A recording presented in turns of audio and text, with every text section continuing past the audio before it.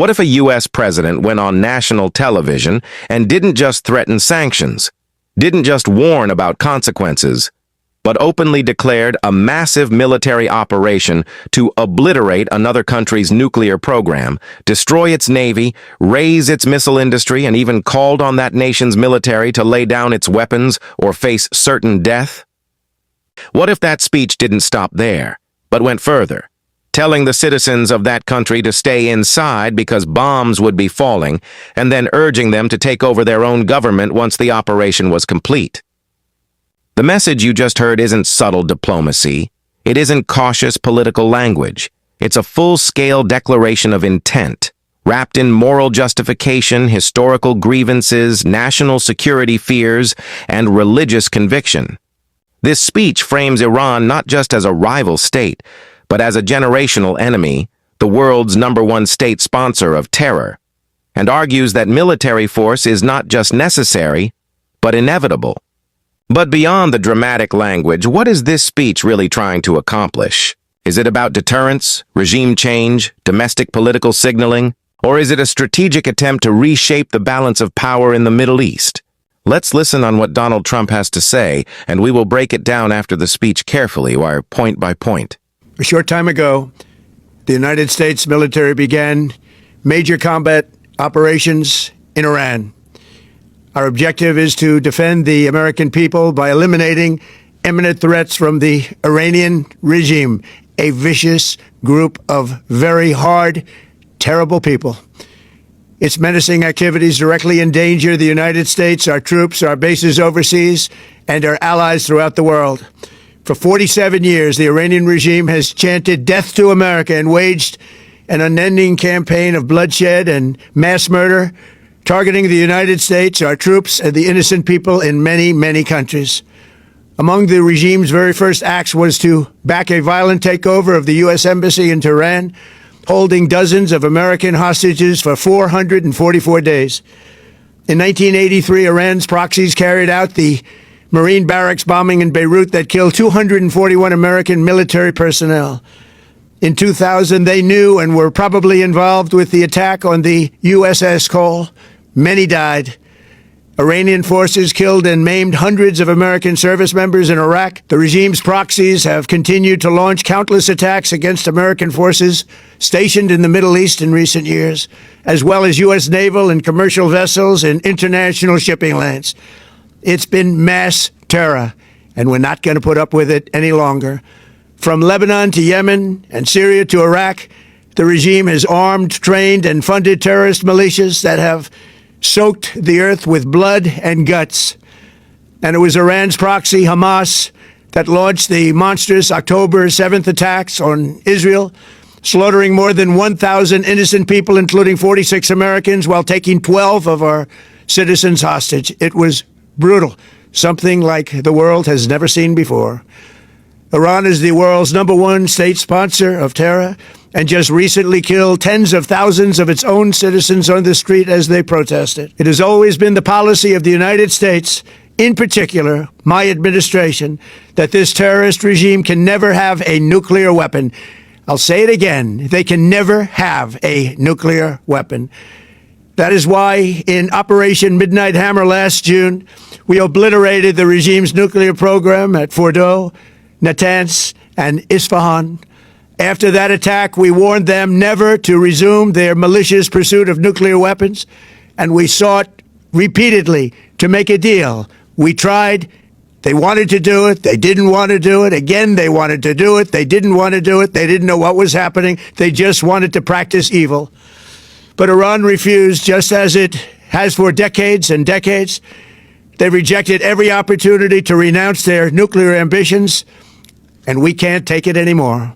Instead, they attempted to rebuild their nuclear program and to continue developing long-range missiles that can now threaten our very good friends and allies in Europe, our troops stationed overseas, and could soon reach the American homeland. Just imagine how emboldened this regime would be if they ever had and actually were armed with nuclear weapons as a means to deliver their message.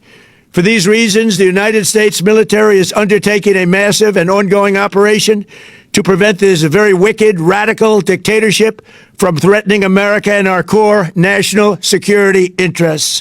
We are going to destroy their missiles and raise their missile industry to the ground. It will be totally, again, obliterated.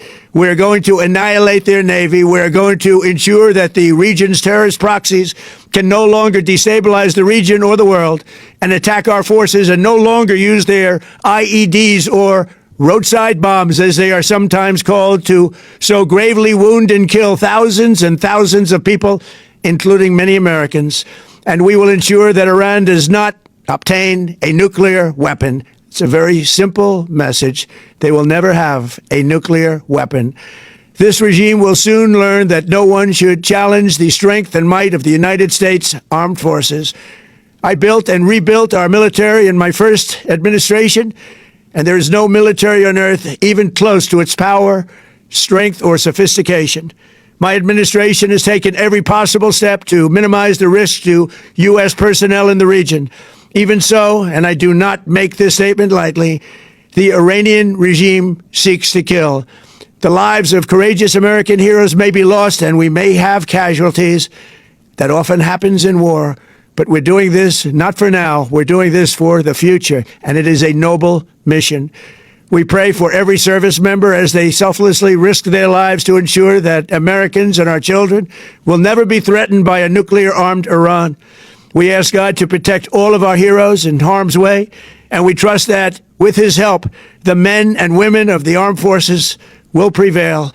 We have the greatest in the world, and they will prevail. To the members of the Islamic Revolutionary Guard, the armed forces, and all of the police, I say tonight that you must lay down your weapons and have complete immunity, or, in the alternative, face certain death. So, lay down your arms. You will be treated fairly with total immunity, or you will face certain death. Finally, to the great proud people of Iran, I say tonight that the hour of your freedom is at hand. Stay sheltered. Don't leave your home. It's very dangerous outside. Bombs will be dropping everywhere. When we are finished, take over your government. It will be yours to take. This will be probably your only chance for generations.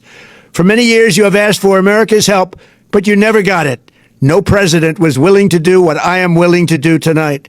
Now you have a president who is giving you what you want. So let's see how you respond.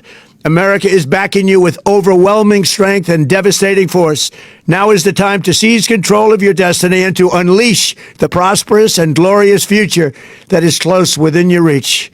This is the moment for action. Do not let it pass. May God bless the brave men and women of America's armed forces. May God bless the United States of America. May God bless you all. Thank you. 1. The core message: national defense justification. At its foundation, the speech is built around one central argument. The United States is acting in self-defense to eliminate an imminent threat from Iran. The speaker repeatedly frames Iran as a long-term enemy, 47 years of hostility, a sponsor of terrorism, a direct threat to U.S. troops and allies, a regime that must never obtain nuclear weapons. This structure is intentional. Before announcing or justifying military action, the speech establishes a narrative that force is not optional. It is necessary for survival and security. The phrase, "they can never have a nuclear weapon," is repeated multiple times. That repetition reinforces urgency and presents the issue as non-negotiable. 2. Historical framing, building a case over decades. The speech moves through a timeline of past events to justify present action. 1979 U.S. Embassy hostage crisis, 444 days. 1983 Beirut Marine barracks bombing, USS Cole attack. American casualties in Iraq. Proxy militia attacks in the Middle East. Support for Hamas and the October 7 attacks. By listing events across decades, the speech creates a sense that Iran's hostility is not temporary. It is permanent and systemic. This technique does two things. 1. It reminds viewers of emotional, traumatic moments in American history. 2. It frames military action as long overdue rather than sudden. 3. Iran as a regime, not a people. Notice an important distinction in the language. The speech consistently refers to The Iranian regime, a radical dictatorship, state sponsor of terror, but later it separates that from the great proud people of Iran. This is strategic framing. It allows the speaker to attack the government, threaten military destruction, call for regime change, while simultaneously claiming support for the Iranian population. This distinction is commonly used in geopolitical messaging to avoid appearing anti-people while targeting leadership. 4. The nuclear argument, fear of emboldenment.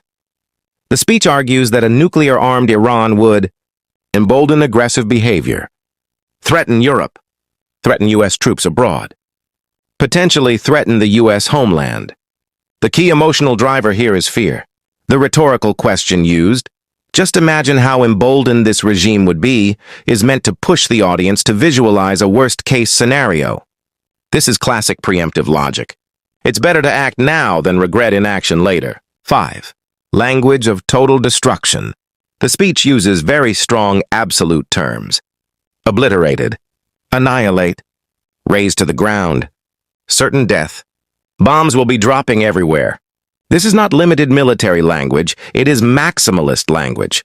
That signals intimidation toward adversaries, strength projection, a message of overwhelming superiority. This tone is not subtle. It is designed to communicate dominance and deterrence.